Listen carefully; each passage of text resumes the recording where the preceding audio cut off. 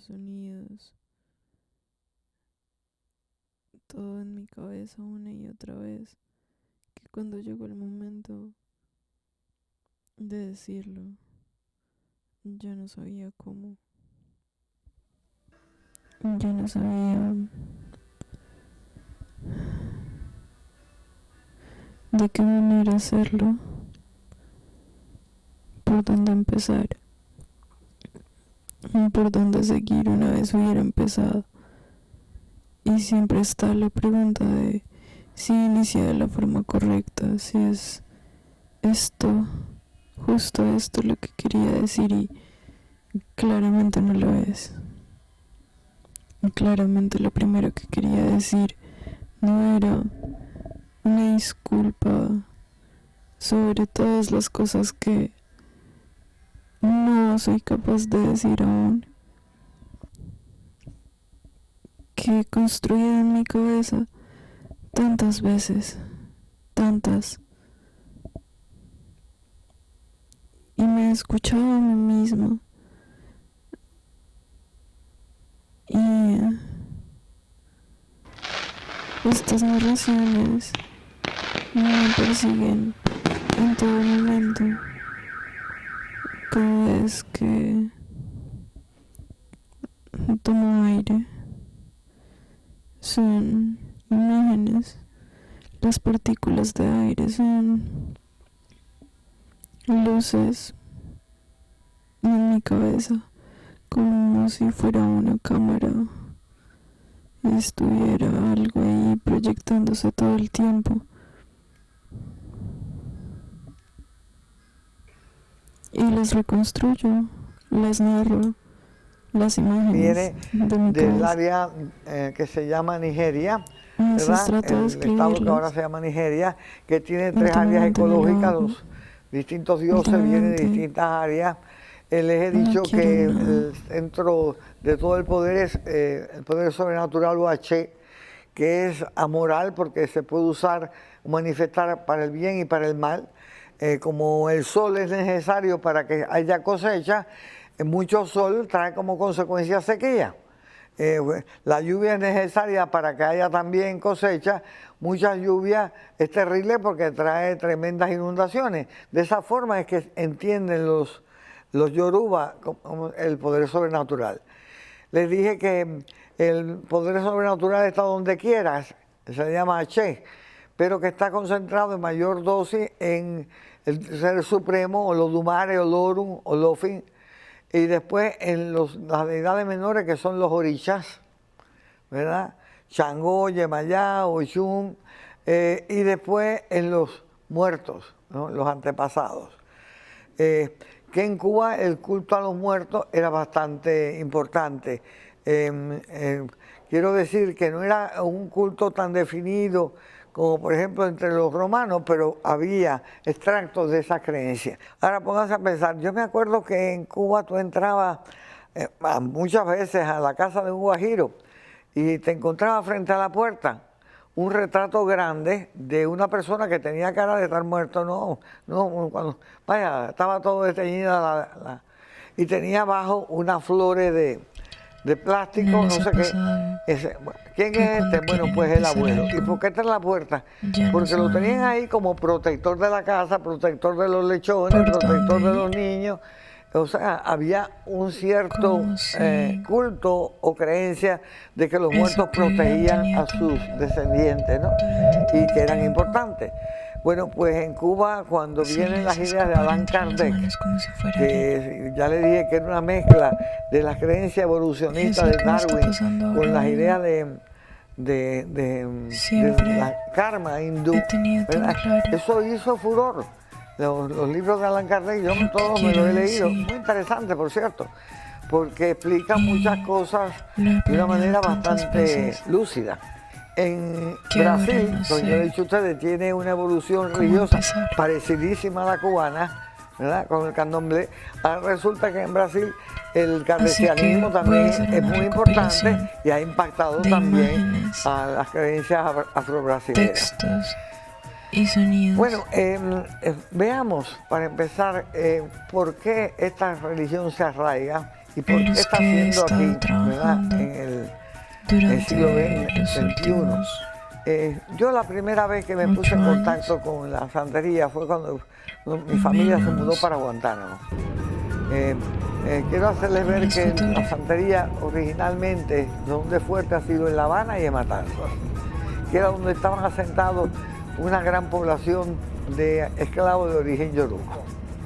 Fue llevada a, por ejemplo, Oriente, al área donde yo soy, bastante tarde, a principios del siglo XX, por un santero que se llamaba Reinero, que fue a Santiago de Cuba y convirtió mucha gente a esta religión. ¿Por qué se convirtieron? ¿Y qué otra cosa había en vez? Pues digamos, la evolución de estas religiones, hubieron individuos que fundaron, ¿cómo se llama? La regla de 8 y la regla de Lucumí. La regla de 8, la regla de Lucumí y también la regla de Ifá, la de los babalaos. Para empezar, veamos dos cosas que son importantes para entender el proceso de la santería, que es interesantísimo. El dios más popular en Cuba, que creo yo más popular, es el dios del trueno, que es Changó. Se usan en Cuba los instrumentos de percusión de los 3 tambores que él usa, que son los tambores batá, que en el África se usan nada más en cosas concernientes o en situaciones concernientes al rey de Oyó, ¿verdad?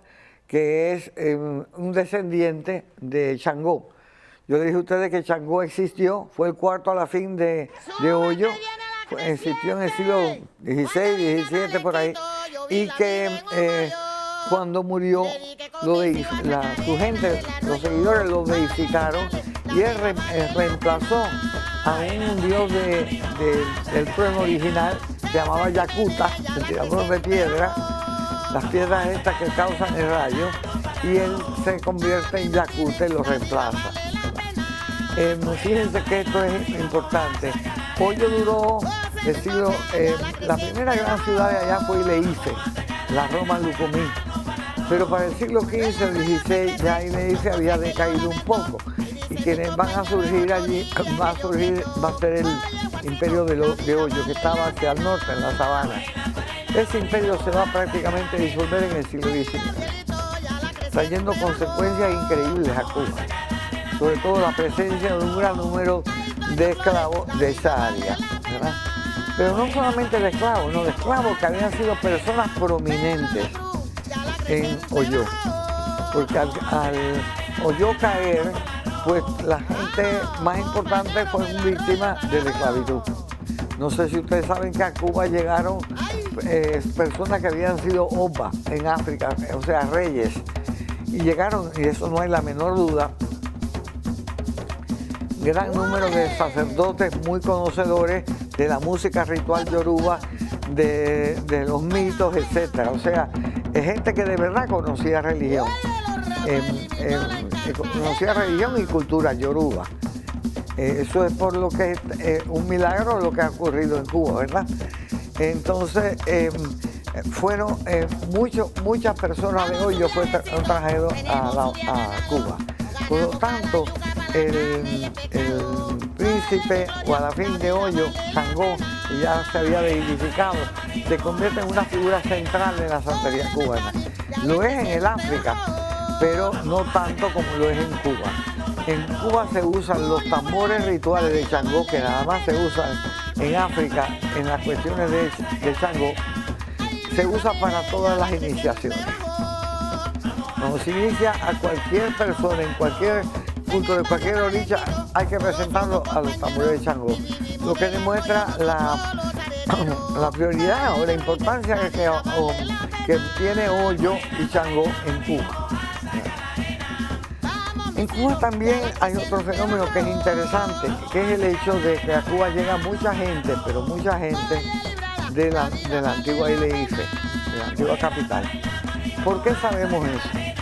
Pues por razones obvias. En Cuba el culto a Ifá, ¿verdad?, al dios de la sabiduría, es muy importante. Porque en Ileife hay dioses que son oriundos de allá. como lo son Obatalá, el Eguá, y entre ellos, ¿cómo se llama? El dios de Ifá, Orúmila. A ese dios nada más lo pueden servir unos sacerdotes especializados en su culto que se llaman babalao, los conocedores o los padres de todos los secretos, los dioses, los dueños de la sabiduría. Bueno,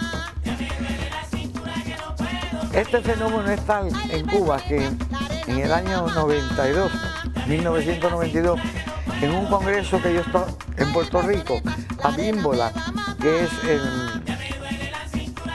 en la Universidad de Lagos, es un hombre de una familia importantísima en Nigeria y además un gran conocedor de las religiones yoruba. Dijo en su discurso original que había más babalaos en Puerto Rico que en Nigeria. Y los babalaos en Puerto Rico empezaron cuando llegaron los cubanos, en los años 60. De manera que los cubanos han convertido a más puertorriqueños a babalaos que hay en estos momentos en Nigeria. Yo me quedé sorprendida. Otra cosa interesante, hay babalaos en Cuba, hay culto a Orunla en Cuba y en Puerto Rico y a donde quiera que los cubanos han llevado esta religión.